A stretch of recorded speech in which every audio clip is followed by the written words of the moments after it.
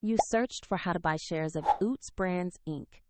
Utz is a snack foods company listed on NASDAQ under the ticker UTZ, and this video is for educational purposes only, not financial advice.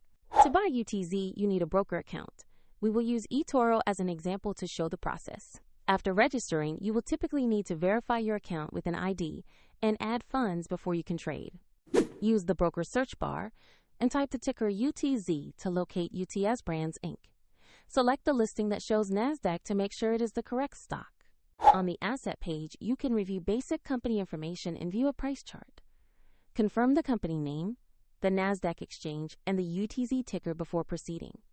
Click Invest or Buy, enter the amount you want to purchase, then review the order details and confirm the trade. If the market is closed, the order will be queued until it opens. And if there are not enough funds, the platform will prompt you to add money before final confirmation.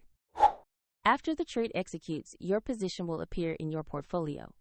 Check the link in the description for eToro if you want to follow the same steps.